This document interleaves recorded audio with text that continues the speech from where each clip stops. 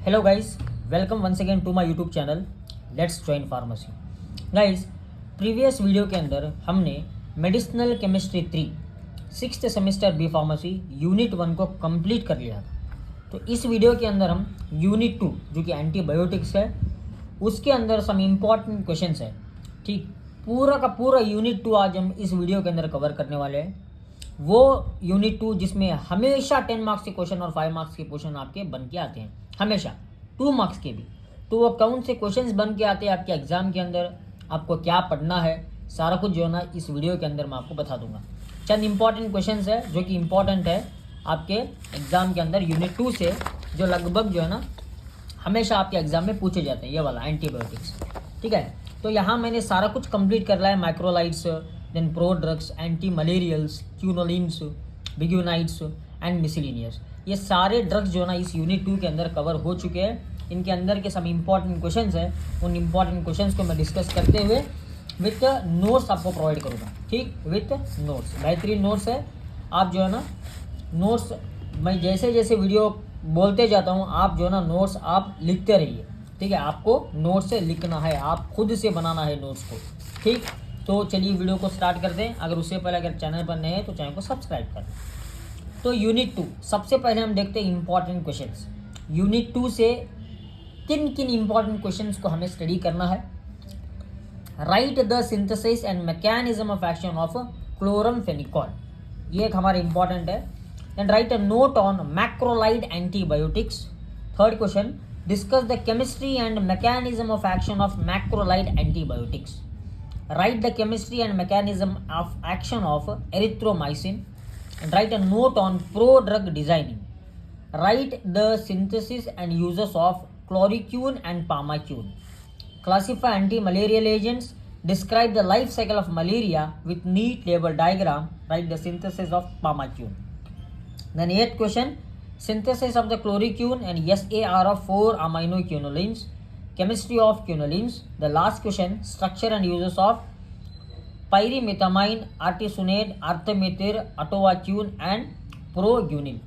ये सारे हम इंपॉर्टेंट क्वेश्चंस इस वीडियो के अंदर कंप्लीट करने वाले हैं। पूरा वीडियो वन शॉर्ट वीडियो होगा। ठीक, मतलब एकदम क्रिस्टल क्लियर, एक ही वीडियो के अंदर सारा कुछ आपको मिल जाएगा। तो सबसे पहले हम देखते हैं मैक्रोलाइड के बारे में। Guys, the macrolides antibiotics are the group of chemically related compounds isolated from the actinomycetes. Actinomycetes, ठीक, एक्टिनोमाइसाइड से इन्हें आइसोलेट किया जाता है इस मैक्रोलाइड एंटीबायोटिक को। ठीक, these are antibiotics having a macrocyclic lactone ring with attached sugars. यहाँ इसे मैक्रोलाइड किस लिए कहा जाता है? बिकॉज यहाँ जो ना मैक्रोसाइक्लिक लैक्टोन रिंग रहता है जो कि शुगर मॉलिक्यूल के साथ अटैच है। ये आपको दिख रहा है, ये है हमारा मैक्रोसाइक्लिक लैक्टोन रिंग जो कि अटैच्ड है इन शुगर मॉलिक्यूल से। मैकेनिज्म ऑफ एक्शन की बात करें तो सिंपल मैकेनिज्म ऑफ एक्शन है गाइस, देखिए, bind to P site of the bacterial 50S ribosomal subunit. यहाँ होता कुछ भी नहीं है। ये मैक्रोलाइड करते क्या है, ये मैक्रोलाइड जो है ना मतलब एंटीबायोटिक्स, वो क्या करते हैं, P sites of the bacterial 50S ribosome पर अटैक कर देते हैं। ये आपको दिख रहा है, ये पी साइट और ये ए साइट है। ये हमारा 50S वाला है और ये 30S वाला सब यूनिट है जो कि राइबोसोम वाला है। मैक्रोलाइड करता क्या है, वो जाके P site of the 50S पर अटैक कर देता है। जब ये P site of the 50S ribosome पर अटैक कर देगा मैक्रोलाइड, तब क्या होगा, translocation process of the peptide chain क्या होगा, इनहिबिट हो जाएगा। यहाँ पेप्टाइड चेन बनते रहता है कैसे, यहाँ टीआरएनए, यहाँ से यहाँ और यहाँ से यहाँ, यहाँ से ऐसा, तो ये पेप्टाइड चेन बनने वाला है। वो पेप्टाइड चेन किस लिए मदद करता है, किस लिए हेल्पफुल है, to form the cell membrane और to form the protein of the bacteria. यहाँ अगर पी साइड पर अगर मैक्रोलाइड अगर एग्रीगेट हो जाएगा, अटैच हो जाएगा, तो ये ट्रांसलोकेशन प्रोसेस सीधी तरीके से नहीं बन पाएगा, पॉलीपेप्टाइड चेन सीधी तरीके से नहीं फॉर्म होगा, वहाँ डिसलोकेट हो जाएगा। तो इसलिए inhibits the translocation process of peptide chain, that is movement of tRNA from A to P side. A से पी साइड तक जो है ना वो प्रोटीन नहीं जा सकेगा। अगर नहीं जाएगा तो क्या होगा गाइस, वहां पर प्रोटीन का फॉर्मेशन नहीं होगा, पॉलीपेप्टाइड चेन नहीं फॉर्म करेगा। तो ये क्या करता है, ये इनहिबिट्स करता है प्रोटीन के सिंथेसिस को। ठीक, ये हो गया हमारा मैक्रोलाइड का मैकेनिज्म ऑफ एक्शन। ये मैकेनिज्म ऑफ एक्शन सभी एंटीबायोटिक्स पर सेम है, मतलब मैक्रोलाइड्स के क्लास में जितने भी एंटीबायोटिक्स आते हैं उन्हें ये मैकेनिज्म सूटेबल है, इतना आपको याद रखना है। Then structure of macrolide antibiotic, ये गाइज ये हमारा स्ट्रक्चर है। ठीक, यहाँ पर मोनोसाइक्लिक, मैक्रोसाइक्लिक, लैक्टोन रिंग आपको दिख रही है, यहाँ पर जो है ना आपको 2 शुगर मॉइटी दिख रहे हैं। बस ये आपको प्रैक्टिस कर लेना। अगर एक स्ट्रक्चर प्रैक्टिस कर लेंगे तो सारे स्ट्रक्चर्स लगभग सेम है। बस आपको ये R1 पोजीशन दिख रहा है, ये वाला और ये वाला, और कहाँ कहाँ तो OH या CH3 आपको चेंज करना है, बाकी का सारा सेम रहता है केस। ठीक, तो स्ट्रक्चर ऑफ मैक्रोलाइड एंटीबायोटिक्स देखते हैं। स्ट्रक्चर या केमिस्ट्री दोनों पर सेम है आंसर, ये आपको दिख रहा होगा, यहाँ देखिए। Right a note of macrolide antibiotic, अगर पूछेंगे तो आपको ये सारा कुछ लिखना है। अगर वो right the chemistry of macrolide antibiotic पूछेंगे तो आपको यही लिखना है। केमिस्ट्री मतलब यही structure. A macrolide lactone usually has 12 to 17 atoms, hence the name macrolide. A ketone group with 1 or 2 amino sugars, ketone group with 1 or 2 amino sugars, ठीक, glycosidically linked to the nucleus। ठीक है, the presence of dimethyl amino moiety on the sugar residue, which explain the basicity of these compounds and the formulation of salts। ये जो आपको दिख रहा है ना डाइमीथाइल, शुगर मॉलिक्यूल्स पर अगर डाइमीथाइल रहा तो वो बेसिसिटी को एक्सप्लेन कर रहा है। ये हो गया हमारा guys chemistry of the macrolide antibiotic. तो नेक्स्ट देखते हैं classification of the macrolide antibiotics. Macrolide antibiotics कैसे क्लासीफाई हुए हैं गाइज, देखिए macrolide antibiotics 14 member ring, 15 member ring, 16 member ring, ये 3 बेसिक क्लासिफिकेशन आपको कर लेना है। ठीक है, 14 मेंबर रिंग के अंदर आपको जो है ना एरिथ्रोमाइसिन आता है, देन क्लेरिथ्रोमाइसिन। ठीक, 15 मेंबर रिंग के अंदर एजिथ्रोमाइसिन आता है, 16 मेंबर रिंग के अंदर स्पिरामाइसिन। हमारे टॉपिक के लिए जो है ना वो एरिथ्रोमाइसिन, एजिथ्रोमाइसिन और क्लेरिथ्रोमाइसिन, ये तीनों इंपॉर्टेंट है। ठीक, uses, overall uses of macrolide की बात करें तो ओरोडेंटल इन्फेक्शन, मतलब अगर ओरल कैविटी के अंदर, डेंटल कैविटी के अंदर इन्फेक्शन है तो तभी इसको दिया जाता है। या अटिपिकल निमोनिया के प्रॉब्लम में जो कि ठीक ही नहीं हो रहा, अटिपिकल है, तभी उसको दिया जाता है। वूपिंग कफ मतलब वूप जैसा, मतलब उसके अंदर जो है ना स्पुटम आता है, बलगम जैसा आता है, उसे दिया जाता है। Syphilis and gonorrhoea sexually transmitted disease में भी ट्रीट करने के लिए दिया जाता है। देन गैस्ट्रोएंटेरिटिस मतलब गैस्ट्रो इंटेस्टिनल ट्रैक्ट के अंदर अगर इन्फेक्शन हो गया तभी भी उसको मैक्रोलाइड एंटीबायोटिक्स को प्रिस्क्राइब किया जाता है। अगर साइड इफेक्ट्स की बात करें तो गाइस गैस्ट्रो इंटेस्टिनल डिस्कम्फर्ट, या नोजिया, वॉमिटिंग, डायरिया, हेपेटोटॉक्सिसिटी, ये कॉमन साइड इफेक्ट्स है मैक्रोलाइड एंटीबायोटिक्स के। ठीक, आपको याद रखना है। देन सबसे पहला स्ट्रक्चर देखिए हमारे एरिथ्रोमाइसिन। एरिथ्रोमाइसिन मतलब use the side effect same लिखना है आपको। देखिए गाइस ये है हमारा एरिथ्रोमाइसिन का स्ट्रक्चर, ये है मैक्रोसाइक्लिक रिंग। ठीक, एरिथ्रोमाइसिन का ये एक स्ट्रक्चर है, ये मैक्रोसाइक्लिक लैक्टोन रिंग है और ये 2 शुगर मॉइटी है। ठीक है, वहाँ जो पढ़ा था आपने यही यहाँ भी सेम आपको पढ़ना है, लिखना है, ड्रॉ करना है। यहाँ एरिथ्रोमाइसिन के अंदर गाइस टाइप्स रहते हैं, that is erythromycin A, B, C। बस आपको करना कुछ भी नहीं है, R1 पोजीशन पर अगर आप OH, अगर R2 पोजीशन पर अगर आप CH3 लगाते हैं तो वो हो गया हमारा एरिथ्रोमाइसिन A। ठीक, अगर आप R1 पोजीशन पर H लगाएंगे और R2 पोजीशन पर CH3 लगा देंगे तो वो हो गया हमारा एरिथ्रोमाइसिन B। अगर आपको एरिथ्रोमाइसिन C जानना है तो R1 पोजीशन पर आपको OH लगा देना है और R2 पोजीशन पर आपको H लगा देना है। ये जो बॉक्स आपको दिख रहा है ना, ये बॉक्स के अंदर R1 R2 जो है ना वो अगर आप यहाँ सब्स्टिट्यूट कर देंगे तो वो आपको मिल जाएगा एरिथ्रोमाइसिन A, B या C। ठीक, अक्सर देखा गया है एरिथ्रोमाइसिन A मेजॉरिटी प्रोडक्ट है, मेजरली इस्तेमाल होने वाला है, जो कि R1 पर आपको OH लगा देना है, R2 पर आपको CH3 लगा देना है। तो ये है हमारा एरिथ्रोमाइसिन A। ठीक, erythromycin is an antibiotic which belongs to the group of macrolide antibiotics. It consist of 3 components, erythromycin A, erythromycin B, erythromycin C, जैसे कि हमने देखा था। तो नॉमेनक्लेचर की बात करें तो erythromycin the lactone ring consist of 14 members. Erythromycin जो लैक्टोज रिंग है उसके अंदर 14 मेंबर मतलब 14 मेंबर्स वाला वो है, 14 मेंबर्स का उन क्लास के अंदर वाला है, ठीक है, ये वाला है। Substituents on the main chain are cladinose on C3 and desosamine on C5। Guys इसका मतलब होता है क्या है, देखिए ये जो है ना ये हमारा मेन चेन है, ठीक। अगर आप C5 के अंदर अगर सब्सटीट्यूट कर देंगे वो होगा हमारा डिसोसमाइन, ये वाला है डिसोसमाइन। C3 ठीक, ये है हमारा क्लेडिनोज, ये इंपॉर्टेंट है, ठीक। तो ड्रॉ द स्ट्रक्चर, स्ट्रक्चर यहाँ सेम है, सेम स्ट्रक्चर आपको ड्रॉ करना है। नॉमेनक्लेचर अगर पूछेंगे, केमिस्ट्री पूछेंगे तो सेम आपको स्ट्रक्चर ड्रॉ कर देना है। तो मैकेनिज्म ऑफ एक्शन में जो यहाँ लिखे थे ना वही मैकेनिज्म आपको लिख लेना है। अगर पिक्चर छुड़ा सकेंगे तो आप छुड़ाइए, क्योंकि पिक्चर से जो है ना आप वो एग्जामिनर अट्रैक्ट हो जाएगा, पिक्चर आप छुड़ाइए। Then mechanism of action same that of macrolide antibody, uses भी लगभग सेम है। It is use as an alternative to penicillin. देखिए किस लिए इस्तेमाल करते हैं अल्टरनेटिव, बिकॉज पेंसिलिन से क्या होता है, इन सम पेशेंट्स सीवियर रिएक्शन से रहते हैं, तो इसलिए पेंसिलिन को रोका जाता है। ये एक पेंसिलिन का अल्टरनेटिव है, ठीक। And it is use in the treatment of wide variety of the upper respiratory and soft tissue infections, वो लंग इन्फेक्शन हो, यूटीआई इन्फेक्शन हो, उनमें ट्रीट करने के लिए दिया जाता है। Then it is also use in STDs, sexually transmitted disease like syphilis, gonorrhoea. Adverse effects oral indigestion, nausea, vomiting, diarrhoea, rashes, ये common adverse effects. Next structure है हमारा गाइस क्लेरिथ्रोमाइसिन। देखिए आपको मैं बहुत आसानी से एक बात बता देना चाहता हूँ, स्ट्रक्चर आपको लगभग बहुत ही कॉम्प्लिकेटेड स्ट्रक्चर दिख रहा है, मुश्किल दिख रहा है, कुछ भी मुश्किल नहीं है भाई, सिंपल सा आपको स्ट्रक्चर ड्रॉ कर लेना है। जो आपने अगर एक स्ट्रक्चर अगर प्रैक्टिस कर लिया, यहाँ देखिए भाई ये सारे कुछ मतलब बेंजीन रिंग जैसे दिख रहे हैं आपको, हेक्सेन रिंग जैसे दिख रहे हैं, ठीक। यहाँ पर जो है ना आपको ये वाले दो सेम है, कुछ भी डिफरेंस नहीं है। देखिए यहाँ पर डबल बॉन्ड O है, यहाँ पे O है, CH3 है, CH3 है, CH3 है, CH3 है, यहाँ पे CH3 है।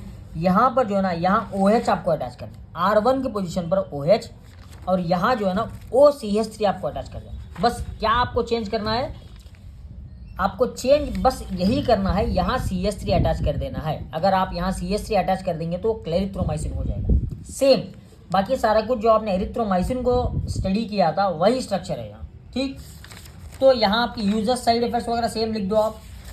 एजिथ्रोमाइसिन के अंदर होता क्या है, यहाँ भी लगभग सेम है गाइस, बस होता क्या है, यहाँ CH3 है, यहाँ भी, यहाँ देखिए NCH3 आपको लिख लेना है। क्या लिखना है, N जो है ना यहाँ एक हेटेरोटम आ जाएगा, NCH3। बाकी का यहाँ तो सब सेम है, N आपको यहाँ N अटैच कर देना है, ये CH3। तो बाकी का लगभग जो है ना सेम है, बस ये मोइटी भी आपको मतलब ये भी सेम है भाई, सेम है, कुछ भी नहीं है, सेम है, बाकी सारा कुछ तो सेम। बस ये स्ट्रक्चर मैंने यहाँ अलग ड्रॉ कर दिया है, अगर आप इस तरीके से भी ड्रॉ कर देंगे तो वो चल जाएगा, ठीक।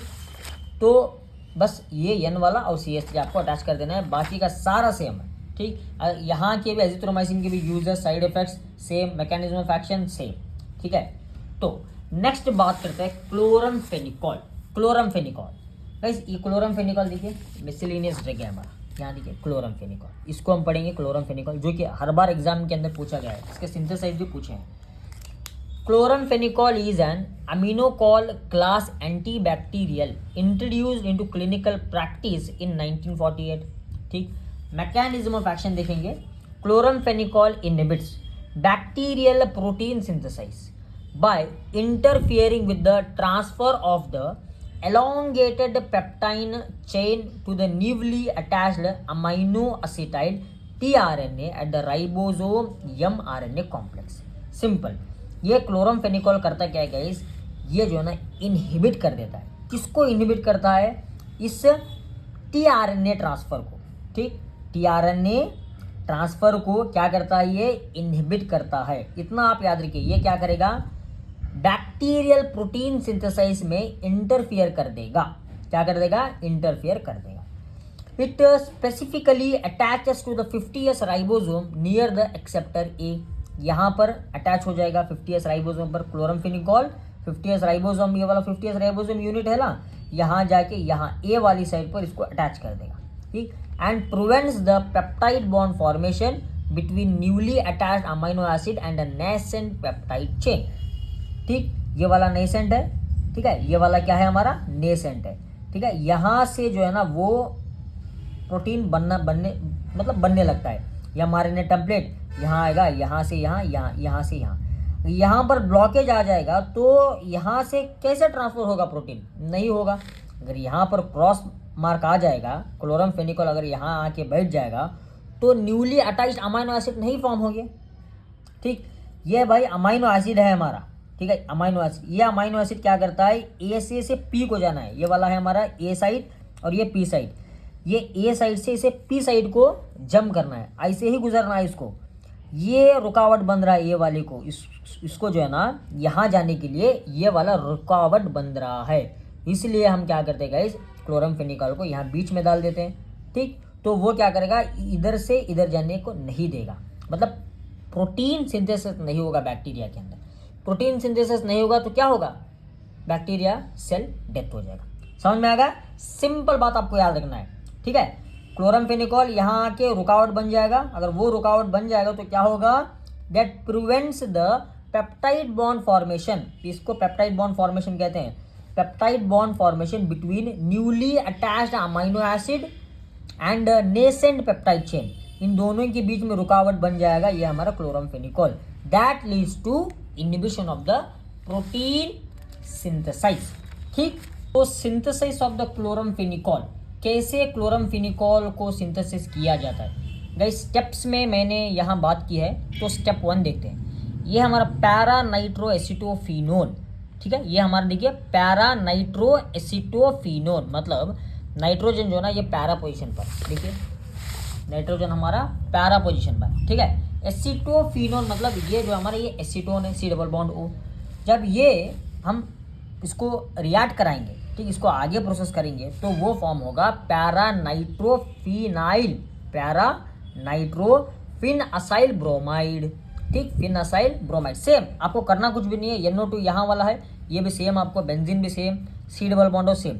ये जो है ना ये यहाँ ट्रांसफर हो जाएगा, बस ये यहाँ ट्रांसफर होगा। H3 जो है ना इसके अंदर का एक H रिमूव हो जाएगा। एक H रिमूव होगा तो एक H के लिए जगह रहेगी, तो वो H के बदले में ब्रोमीन आ जाएगा। समझ में आ रहा है ना, सिंपल। स्टेप 2 के अंदर क्या होता है, यही para nitro fin acyl bromide हम रिएक्ट करेंगे HCl और ETOH, इथॉक्साइड के, इथॉक्स मतलब इथिलीन हाइड्रोक्साइड के मौजूदगी में, तो हमें फॉर्म मिलेगा para nitro एसिटो amido acetophenone.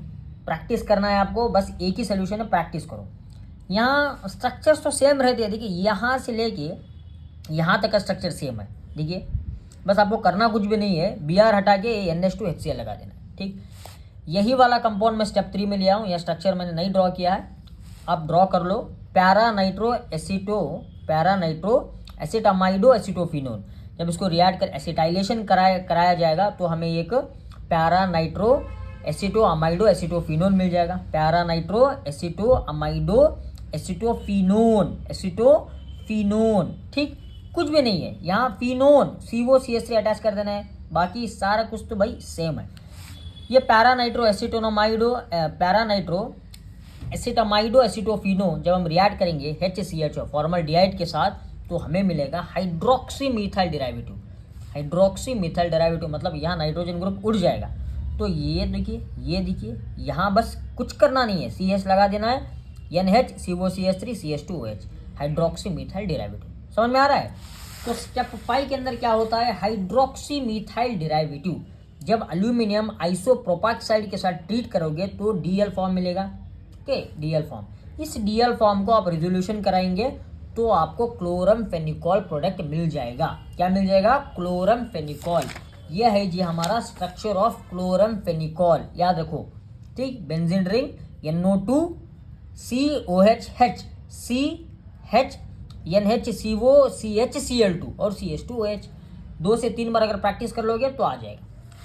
Uses की बात करो तो टाइफाइड फीवर के अंदर दिया जाता है, ये हीमोफ्लेवस इन्फ्लुएंजा में ट्रीटमेंट के लिए दिया जाता है, and topical eye infection and topical skin infection में भी इसको दिया जाता है क्लोरमफेनिकॉल। समझ में आ गया। तो यहाँ क्लोरमफेनिकॉल देखा हमने, मैकेनिज्म देखा और देखा हमने सिंथेसाइज यूजेस। ठीक, स्ट्रक्चर ये वाला है हमारा क्लोरमफेनिकॉल का स्ट्रक्चर। ठीक, तो नेक्स्ट देखते हैं गाइज, हमारा नेक्स्ट टॉपिक है प्रोड्रग। प्रोड्रग से भी 5 मार्क्स से हर बार एग्जाम में पूछा गया है। ये देखिए प्रोड्रग वाला कॉन्सेप्ट, यहाँ आपको बेसिक कॉन्सेप्ट्स और एप्लीकेशंस ऑफ प्रोड्रग डिजाइन ये प्रो ड्रग डिजाइन का भी इंपॉर्टेंट रोल है यहाँ। सबसे पहले देखते हैं इंट्रोडक्शन।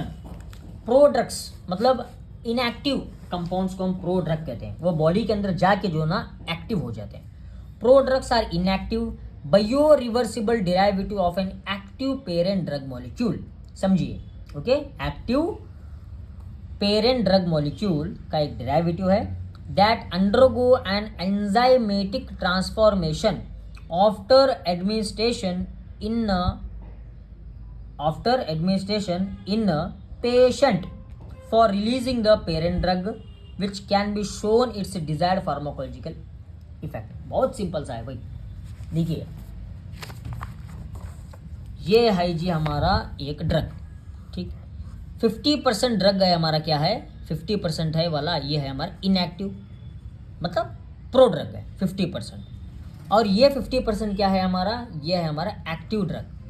एक बात हमेशा आपको याद रखनी है, एक्टिव ड्रग जो ना हमेशा ये अंदर रहता है, और प्रो ड्रग जो ना मतलब जो ड्रग को स्टोर किया रहता है वो बाहर रहता है।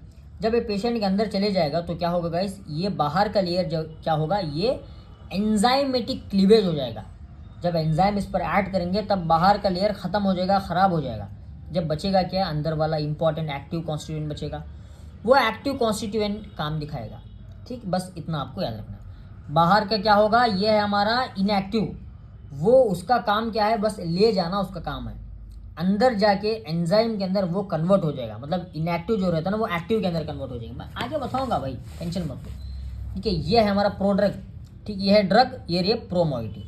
जब ये बॉडी के अंदर चले जाएगा तो ड्रग अलग हो जाएगा, प्रो मॉइटी प्रो ड्रग अलग हो जाएगा। तो ये हमारा इंपॉर्टेंट है जो थेरेपेटिक इफेक्ट दिखाता है, ठीक। प्रो ड्रग में enhance the physico chemical and pharmacological and pharmacokinetic properties of its parent drug, ठीक। प्रो ड्रग हम किस लिए इस्तेमाल करते हैं, प्रो ड्रग मतलब एक जुड़ा हुआ ड्रग। किससे जुड़ा हुआ, एक्टिव ड्रग से जुड़ा हुआ ड्रग को हम प्रो ड्रग कहते हैं। वो प्रो ड्रग क्या करता है, एनहांस करता है physico chemical properties, pharmacological properties of the active drug. समझ में आ गया, ऑफ द एक्टिव ड्रग और पेरेंट ड्रग के फिजिकोकेमिकल, फार्माकोलॉजिकल, फार्माकोकाइनेटिक प्रॉपर्टी को एनहांस करता है। क्या करता है, एनहांस करता है, ठीक। यस, ऑब्जेक्टिव्स की बात करें तो to improve water lipid solubility, to improve chemical stability, to improve absorption. Yes, absorption को इंक्रीज करने के लिए हम प्रोडक्ट का इस्तेमाल करते हैं। टू इंक्रीज द टिश्यू और organ selectivity, to decrease the toxicity, then to improve therapeutic index. ये सारे है भाई objectives of the pro drug. समझ में आ गया क्या। Next, pro drug designing important है। Important functional groups for designing the pro drug. Some functional groups है जो कि आपको लगाना है, प्रो ड्रग आपको अच्छा बनाना है तो, ठीक। वो कौन से फंक्शनल ग्रुप है, most common functional group are carboxylic, hydroxyl, amines, phosphate and carbonyl groups are important for designing prodrug. Design मतलब बनाना। अगर आपको प्रो ड्रग बनाना है तो इन्हीं फंक्शनल ग्रुप का इस्तेमाल करके आपको प्रो ड्रग को बनाना है, क्योंकि ये जो ना ये इंपॉर्टेंट प्रो ड्रग फंक्शंस है, फंक्शनल ग्रुप्स है जो कि बहुत हेल्पफुल है, ठीक। Esters as a prodrug, अगर हम ईस्टर्स इस्तेमाल करते हैं एज अ प्रो ड्रग, ये देखिए ये हमारा RC+O R। Esters are the most commonly used prodrugs in the body. Ester bond is hydrolysed by esterase found in the blood, liver and other organs. जब body के अंदर product चले जाएगा, वो प्रोडक्ट जो ईस्टर से बना हुआ है वो क्या होगा, हाइड्रोलाइज होगा by esterase enzyme. Esterase enzyme body के अंदर रहता है, मेनली ब्लड के अंदर, लिवर के अंदर और अदर ऑर्गन्स के अंदर इसका प्रेजेंस रहता है, ठीक। समझ में आ गया। Then phosphate esters as product, OP+OH। Phosphate esters pro-drug are designed for the hydroxyl and amine functionalities of poorly water soluble drug। अगर ड्रग हमारा poorly water soluble है तब जो हम phosphate ester as a product का इस्तेमाल करते हैं उस ड्रग के सॉल्युबिलिटी को एनहांस करने के लिए। In carbonate as a product, carbonates and carbamates, अगर इन दोनों को एज अ प्रोडक्ट इस्तेमाल करते हैं तब क्या होगा, मतलब they are more stable than the corresponding esters. Ester से भी इनकी स्टेबिलिटी ग्रेटर है। कार्बोनेट देखिए ये कार्बोमाइड्स, ठीक। Amides as the prodrug, amides अगर इस्तेमाल करेंगे as a prodrug, and amide bond is usually hydrolysed by the carboxy esterases, peptidases और प्रोटीएसेस। इन एंजाइम के द्वारा इस प्रोड्रग, ये प्रोड्रग क्या होता है हमारा, हाइड्रोलाइज हो जाता है, मतलब ब्रेक हो जाता है। Then classification of enzyme, one is carrier linked prodrug, bioprecursor. ठीक है, कैरियर लिंक्ड प्रोड्रग मतलब प्रोड्रग के साथ एक कैरियर ज्वाइन हुआ रहता है। Here the active drug is covalently linked to an inert carrier. Active drug जो है ना वो हमारा लिंक रहता है एक इनर्ट कैरियर के साथ। देखिए ये है हमारा भाई एक्टिव ड्रग है, ठीक है, ये एक्टिव ड्रग है। ये एक्टिव ड्रग एक इनर्ट कैरियर के साथ मिला हुआ रहता है। इनर्ट कैरियर किस लिए, वही फिजिको केमिकल प्रॉपर्टीज के एनहांस करने के लिए या उसके टेम्परेचर को मेंटेन रखने के लिए। ठीक, तो prodrug modify the lipophilicity of the drug. ठीक, मतलब ये लिंक्ड कैरियर एक प्रोड्रग जैसा है। ये करता क्या है, ये जो है ना लाइपोफिलिसिटी को इंक्रीज करता है। अगर ड्रग लिपोफिलिक लाइपोफिलिक नहीं है तो लाइपोफिलिक को, वो ड्रग को लाइपोफिलिक बनाता है। नेक्स्ट है हमारा bioprecursor. They are inert molecules obtained by a chemical modification of a active drug. Simple, देखिए गाइस, सबसे पहले इनर्ट मतलब क्या, मतलब नो एक्शन। ये हमारा एक्टिव ड्रग है, समझिए ये एक्टिव ड्रग है। ये एक्टिव ड्रग जो हमारा मतलब ये एक्शनलेस है, ये यूजलेस है ड्रग। जब ये बॉडी के अंदर ड्रग चले जाएगा तो वहाँ ये ड्रग केमिकल मॉडिफाई हो जाएगा और ये ड्रग जो है ना एक्शन होगा, मतलब ये ड्रग थेरेपेटिक यूज में आएगा। समझ में आ रहा है। इनिशियली ड्रग जो है ना वो हमारा इनएक्टिव है, मतलब इनिशियली इनर्ट है। जब बॉडी के अंदर चले जाएगा वो केमिकल मॉडिफिकेशन दिखाएगा, उसके बाद में वो ड्रग एक्टिव हो जाएगा। हाँ, मगर यहाँ कैरियर नहीं रहेगा। हाँ भाई, but do not contain a carrier, नहीं, बस केमिकल मॉडिफिकेशन होने से, एंजाइमेटिक मॉडिफिकेशन होने से वो ड्रग एक्टिव हो जाएगा। ठीक, application, it increases absorption and chemical stability, it reduces injection side pain. ठीक, it eliminates unpleasant taste, it decreases toxicity, improvement of taste, improvement of odor, enhancement of bioavailability, improvement of stability, improvement of solubility। ठीक, ये सारे हमारे applications है। बस वो applications पूछेंगे तो आप एप्लीकेशंस मत लिखिए, आप उसमें जो है ना प्रो ड्रग डिजाइनिंग के कॉन्सेप्ट को भी एक्सप्लेन करना है आपको। बस वो अगर in detail about pro drug पूछेंगे तो आपको ये डेफिनेशंस वगैरह सारा कुछ लिखना है। देन आपको प्रो ड्रग डिजाइन में भी एक्सप्लेन करना है। आप प्रो ड्रग का कॉन्सेप्ट कौन सा भी हो, एग्जाम में अगर प्रो ड्रग के कॉन्सेप्ट वो अगर वो पूछेंगे तो आपको बस 1 पेज, 2 पेज, ये 3 पेज और 4 पेज, ये इतने सारे कुछ टॉपिक आपको भरा के आ जाना है। बस सिंपल है। ठीक है, समझ में आ गया ना। या तो गाइज नेक्स्ट बात करते हैं एंटी मलेरियाज। एंटी मलेरियाज पर भी बहुत बार क्वेश्चंस पूछे गए हैं आपके एग्जामिनेशन के अंदर। तो ये हमारे लास्ट टॉपिक है एंटी मलेरियाज, यहाँ हम सारा कुछ देखेंगे। तो सबसे पहले देखते हैं एंटी मलेरियाज होते क्या हैं। Anti-malarias are antipyretic chemotherapeutic drugs that are used to prevent and cure malaria। Malaria के ट्रीटमेंट में इस्तेमाल होने वाले ड्रग्स को हम एंटी मलेरियाज कहते हैं। Malaria is transmitted by infected female anopheles mosquito. ये आपको इंपॉर्टेंट पॉइंट याद रखना है। ठीक, मलेरिया सभी मस्कीटो से ट्रांसफ़र नहीं होता, वो सिर्फ ट्रांसमिट होता है by the infected female anopheles mosquito. In detail अगर आपको जानना है तो आप जो है ना मतलब एनाटॉमी पढ़ सकते हो इसके बारे में। हमें डिटेल नहीं चाहिए, बस ओवरव्यू चाहिए। The specific protozoan organism causing malaria are from genus plasmodium.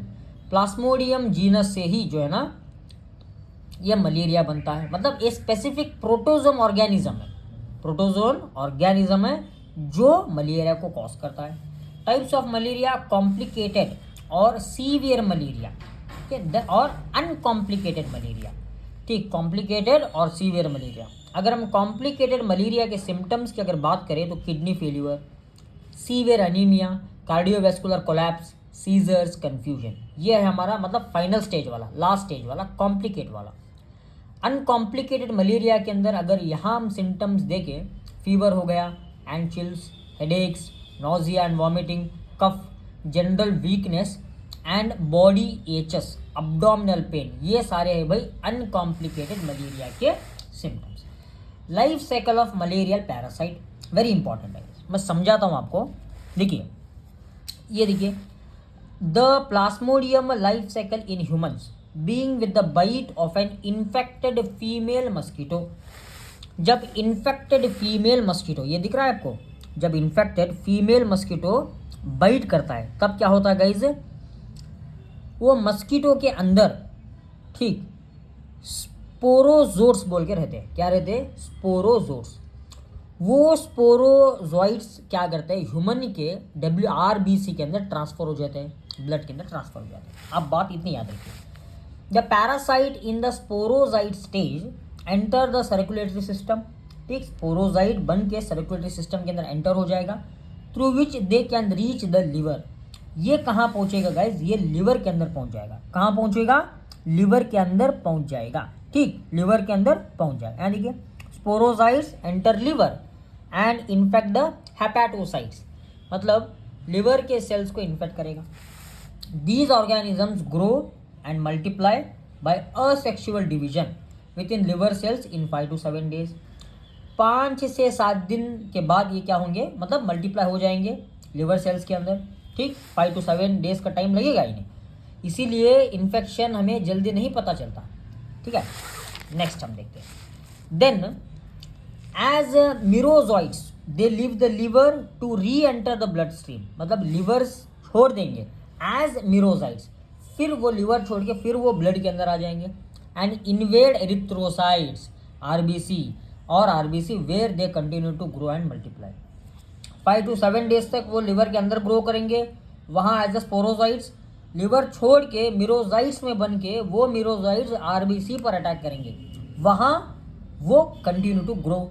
Then specific receptors on the surface of the erythrocytes serve as binding site for these merozoites. ठीक है, स्पेसिफिक रिसेप्टर्स रहते हैं RBC के ऊपर, वो क्या करते हैं, जगा देते हैं किसको, इस मिरोजाइट्स को। जब मिरोजाइट्स आके इन RBC के ऊपर बाइंड कर देगा तो वो RBC क्या होने लगेगा, रप्चर होगा। RBC क्या होगा, रप्चर हो जाएगा। These infected RBCs rupture releases merozoites, chemicals released by the ruptured cells in turn cause activation and release of additional substances associated with the patient symptoms। जब RBC के ऊपर क्या होगा, मिरोजाइट्स एंटर होगा, मतलब उसके अंदर चले जाएगा। ये फॉर एन एग्जाम्पल ये हमारा सेल है भाई, देखिए बहुत आसानी से मैं समझा दूंगा आपको, बस आपको समझना है। ये है हमारा RBC। ठीक, क्या है हमारा RBC। अभी मिरोजाइट्स क्या होंगे, इसके अंदर एंटर हो जाएंगे, ये मिरोजाइट्स है। ठीक, मिरोजाइट्स को बाहर निकालना है, कैसे निकलेंगे भाई, फाड़ देंगे इसको, RBC को फाड़ के बाहर निकलेंगे मिरोजाइट्स। ठीक है, RBC को फाड़ के बाहर निकलेंगे ये मिरोजाइट्स। अब ये बाहर आ जाएगा, RBC फट जाएगा हमारा। RBC फटने की वजह से ही हमें सिम्टम्स आने लगते हैं, जैसे कि चिलनेस होना, ओके, हेडेक होना, फीवर होना, nausea, vomiting. Because of this क्या होना, RBC फट जाना। इसलिए the main symptom of the anti malaria is bleeding. Bleeding नहीं ठहरता उधर, और चिल होने लगता है आपको, मतलब एकदम ठंडी ठंडी से लगती है, फीवर आने लगता है बिकॉज ऑफ दिस। अगर सीवियर रहा तो वो किडनी भी फेल हो सकता है, लिवर फेल हो सकता है, या कार्डियोवैस्कुलर कोलैप्स, सडन एकदम आपको शॉक आ सकता है कार्डियोवैस्कुलर में, सीजर, कंफ्यूजन, ये सारा कुछ आपको देखने में मिलेगा। बस ये डायग्राम आपको ड्रॉ कर देना है और लाइफ साइकिल ऑफ मलेरिया लिख लेना है। ठीक, बहुत सिंपल है जी। या next, classification of the anti malarial agents. तो यहाँ मैंने बस नाम लिख दिया है, यहाँ आगे जो है ना मैं स्ट्रक्चर लिखूंगा। एक क्लासिफिकेशन का आपको एक स्ट्रक्चर लिखना है। चिंकोन अल्कोलाइड्स, क्यूनिन सल्फेट, इसका स्ट्रक्चर आपको लिख लेना है। 4 अमाइनो क्यूनोलिन, एग्जाम्पल क्लोरोक्यून, हाइड्रोक्सीक्लोरोक्यून, देन अमाइडोक्यून। यहाँ आपको क्लोरोक्यून की सिंथेसाइज में पढ़ना बहुत इंपॉर्टेंट है। 8 amino quinoline, primaquine phosphate, pamaquine and pentaquine, biguanides and dihydrotriazines. यहाँ example proguanil and cycloguanil. Then pyrimidine analogues, यहाँ एग्जाम्पल देखिए तो पायरीमिथामाइन और trimethoprim. Next miscellaneous, artesunate, artemether, then atovaquone. ये गाइज हो गए हमारा classification of the anti malaria. तो 1 by 1 देखते हैं। सबसे पहले देखते हैं cinchona alkaloids. Cinchona alkaloids, these alkaloids are effective against erythrocytic merozoites. Merozoites कुछ पता, कुछ जहन में आ रहा है? मिरोजाइड्स आरबीसी को फोड़ फाड़ के बाहर निकल रहा था ना, उनके अगेंस्ट इफेक्टिव है and are used in the suppressive treatment of malaria. ये चिंकोन आ गया, मतलब यहाँ एक बेंजीन है, यहाँ क्या है भाई, इसको क्या बोलते हैं? ये हमारा हेट्रोसाइक्लिक रिंग है, ठीक। ये कंपाउंड इसको अटैच हुआ है, H2SO4 2H2O। ये प्रैक्टिस कर देना है आपको। क्यूनिन सल्फेट इसको कहा जाता है। Uses to treat the malaria, management of malaria in HIV patients, treat malaria during pregnancy. ये हमारे हो गया uses. Then 4 aminoquinolones. The 4 substituted quinolones are referred to as the rapidly activating blood zoononticides with activity against plasmodium in the erythrocytic stage। मतलब ये हमारे 4 aminoquinolones बहुत ही effective है against the plasmodium, against the malaria. देखिए क्लोरिक्यून first structure हो गया हमारा 1 2 3 4, fourth position पर सब्सटीट्यूट हो रहा है भाई, तो इसको क्या कहते हैं? क्लोरिक्यून कहा जाता है। क्या कहा जाता है? क्लोरिक्यून। ये स्ट्रक्चर आपको प्रैक्टिस कर लेना है। Mechanism of action of chloroquine होता क्या है? बहुत सिंपल मैकेनिज्म भाई। The parasite digest the host cells haemoglobin to obtain essential amino acid. First point हम समझते हैं। Parasite digest the host cells haemoglobin to obtain essential amino acid. ये हम होस्ट हम है, ह्यूमन बॉडी, आरबीसी हमारा है। पैरासाइट क्या करेगा? इस आरबीसी को क्या करेगा? डाइजेस्ट करेगा। किस लिए? अमीनो एसिड्स इन्हें चाहिए। किन्हें? अमीनो एसिड्स किन्हें चाहिए भाई? किन्हें चाहिए? मस्कीटो को चाहिए। तो ये मस्कीटो क्या करेंगे? होस्ट सेल के आरबीसी को डाइजेस्ट करने लगेंगे। The parasite digest the host cells haemoglobin to obtain essential amino acid. The process release the large amounts of heme which is toxic to the parasite. जब mosquito मतलब वो sporozoite जब इसको digest करने लगेगा तो इस आरबीसी से हीम बाहर निकलेगा। वो हीम बहुत ही टॉक्सिक रहता है। किसको? पैरासाइट को। किसको? पैरासाइट को। पॉइंट देखते हैं। To protect itself the parasite ordinarily polymerises the haem to non toxic haemozoin. ये पैरासाइट करता क्या है guys? To protect itself. Body के अंदर क्या होता है? होस्ट सेल जो है ना, वो क्या रिलीज करता है? हीम को रिलीज करता है। वो हीम टॉक्सिक होता है। किसको? पैरासाइट को। पैरासाइट क्या करता है? अपने डिफेंस के लिए उस हीम को नॉन टॉक्सिक बना देता है, लेकिन हीमोजॉइन। अभी क्लोरिक्यून क्या करता है? इस क्लोरिक्यून जो ड्रग है हमारा एंटी मलेरियल, इस हीमोजॉइन को बनने नहीं देता, वो हीम को ही रहने देता है। ठीक, समझ में पता चल रहा है ना? हीम ही रहता है, हीमोग्लोबिन मतलब हीमोजॉइन कन्वर्ट नहीं होता because of this chloroquine. That's why chloroquine prevents the polymerisation to haemozoin. मतलब पॉलीमराइजेशन टू हीमोजॉइन, हीमोजॉइन बनने नहीं देता। अगर हीमोजॉइन नहीं बना तो हीम ही रहेगा। किसके अंदर? पैरासाइट के अंदर। तो पैरासाइट मर जाएगा। The accumulation of the heme results in lysis of both the parasite and the RBC. एक खतरा है, हीम अगर ज़्यादा एक्यूमुलेट होगा तो आरबीसी भी मर जाएंगे, पैरासाइट भी मर जाएंगे। Uses extra intestinal amoebiasis, then rheumatoid arthritis, malaria, lepra reaction. ये हो गया हमारा uses. Next SAR of 4 aminoquinolone, structural activity relationship. देखिए नंबरिंग देखिए सबसे पहले आप 1 2 3 4 5 6 7 8 4 aminoquinolone. It is essential for activity. मतलब 4 अमाइन, फोर्थ ग्रुप का सब्सटीट्यूशन होना वो एसेंशियल है। Substitution on third position decreases anti malarial activity. अगर इस पोजीशन पर अगर सब्सटीट्यूशन हो गया तो वो डिक्रीज करेगा एंटी मलेरियल एक्टिविटी को। Electron withdrawing group at 7 position, okay 7 position यहाँ क्लोरीन रहा, helps to increase the activity if other than 7 position halogen is present, okay on other group decreases the activity. मतलब 7 position पर, ठीक है 7 position पर अगर other than halogen रहा, chlorine रहा, मतलब CH3 रहा, इथेन ग्रुप रहा, इथाइल ग्रुप रहा, अगर वो रहा तो यहाँ क्या होगा? एक्टिविटी डिक्रीज हो जाएगी। Substitution at 8th position by CH3 completely loss the activity. यहाँ खाली रहना है। अगर यहाँ पर सब्सटीट्यूशन हो गया CH3 का, मीथेन का, मिथाइल ग्रुप का, तो एक्टिविटी कंप्लीटली लॉस हो जाएगी। नेक्स्ट हाइड्रोक्सीक्लोरोक्विन, ये भी एक हमारा स्ट्रक्चर है, यूजेस वगैरह आपको सारा सेम लिख देना है, ठीक। नेक्स्ट सेकेंड क्लासिफिकेशन, यहाँ हाइड्रोक्सीक्लोरोक्विन बहुत सिंपल है जी, देखिए ये आपको दिख रहा है, ये हमारा क्लोरोक्विन है।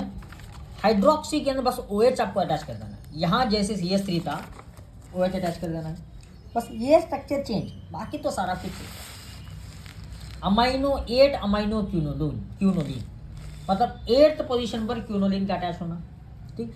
ये 4 अमाइनो क्यूनोलिन्स या 8 अमाइनो क्यूनोलिन्स, इन्हें क्यूनोलिन डिराइवेटिव भी कहा जाता है। ऐसे यार देखते हैं, substitution on 6th position, 6th position पर सब्स्टिट्यूशन होना, देखिए methoxy group is necessary for optimum activity, 6th position पर मिथॉक्सी ग्रुप का सब्स्टिट्यूशन होना जरूरी है। Methoxy group substitution with ethoxy group reduces activity, अगर मिथॉक्सी ग्रुप के साथ इथॉक्सी ग्रुप रहा, मतलब C2H5 इथेन के साथ ऑक्सीजन अगर रहा, इथॉक्सी रहा, तो वहाँ एक्टिविटी डिक्रीज हो जाएगी, तो मतलब मिथॉक्सी जरूरी है, ठीक। Then quinoline ring, presence of quinoline ring is necessary for activity, ये रिंग तो रहनी ही रहनी है भाई, क्यूनोलिन रिंग तो ये रहनी ही रहनी है, presence of quinoline ring is necessary.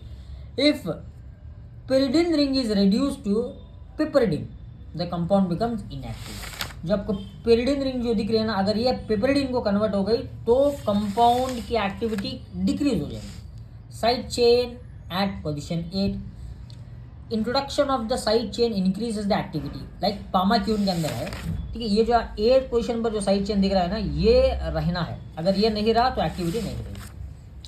Pentyl side chain has shown maximum activity, यहाँ अगर साइड चेन अगर पेंटाइल ग्रुप में रहा, मतलब 5 कार्बन से रहा, 1 2 3 4 5 से रहा, तो एक्टिविटी मैक्सिमम रहेगी।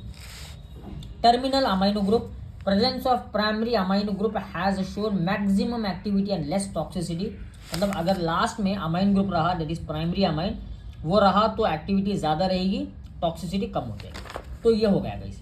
देन हमारे एग्जाम्पल देखते हैं 8 अमाइनो क्यूनोलिन के। प्रीमाक्यून फॉस्फेट, देखिए एक pyridine है, और ये वाला देखिए, ये वाला एक हमारा क्लोरोक्विन रिंग है, क्यूनिन रिंग है, ठीक। H3CO ये क्या है, मिथॉक्सी ग्रुप है, अगर यहाँ इसके साथ इथॉक्सी रहा तो एक्टिविटी रिड्यूस हो जाएगी। और ये देखिए 1 2 3 4 1 2 3 4 5 है हमारा, 5 कार्बन वाला है, पेंटाइल ग्रुप है, तो प्राइमरी अमाइन भी है, तो ये एक्टिविटी एकदम टकाटक रहेगी। Uses, it is recommended that the drug be combined with the chloroquine to eradicate erythrocytic stages of the malaria, malaria को ख़त्म कर दे, मतलब जो वो हमारा RBC रेड ब्लड सेल जो मिरोसाइट्स को एंटर करवाता है, उसको करने नहीं देगा। It is a drug of choice for the treatment of relapsing vivax and ovule forms of the malaria, मतलब अंडे को बनने नहीं देंगे, ओव्यूल को बनने नहीं देंगे, ठीक, इतना याद रखिए। It is used to treat the malaria. Then pamaquine, ये है देखो जी पामाक्यून हमारा, ठीक, पामाक्यून सेम, दोनों लगभग सेम है, बस यहाँ का स्ट्रक्चर आपको चेंज कर देना है। यहाँ N है C2H5, बाकी CH2 CH2 CH2 CH, यहाँ CH3, यहाँ N, बाकी सारा कुछ सेम है जी, बस यहाँ आपको जो है ना C2H5 दो सब्स्टिट्यूट लगाना है N के ऊपर और नीचे में। ये होगा हमारा पामाक्यून। नेक्स्ट सिंथेसिस ऑफ द पामाक्यून, पामाक्यून को आपको कैसे सिंथेसाइज करना है वो देखेंगे। देखिए सिंपल सा है जी सिंथेसाइजेस, 4 मिथॉक्सी 2 नाइट्रोबेंजामाइन, इसको क्या कहते हैं 4 मिथॉक्सी 1 2 3 4 मिथॉक्सी 2 नाइट्रोबेंजामाइन, 2 नाइट्रोबेंजामाइन। जब इसको ग्लिसरॉल के साथ ट्रीट करते हैं in the presence of acid, तो हमें एक इंटरमीडिएट मिल जाएगा। क्या मिलेगा, एक इंटरमीडिएट मिल जाएगा, ठीक है। उस इंटरमीडिएट को हम अगर हाइड्रोलाइसिस कराएंगे तो हमें क्या मिलेगा, फिर एक प्रोडक्ट मिल जाएगा। वो प्रोडक्ट मतलब लगभग सारा कुछ तो सेम है, देखिए आप N है N, यहाँ NO2 है, यहाँ NH2 है, ठीक, यहाँ क्या है NH2 है, मतलब ये H यहाँ पर आ जाएगा, ठीक, बाकी के तो सारा कुछ सेम। जब इस प्रोडक्ट को, इस इंटरमीडिएट को हम कंडेंसेशन कराएंगे in the presence of hydrogen bromide, तो हमें पामाक्यून क्या मिलेगा, पामाक्यून मिल जाएगा।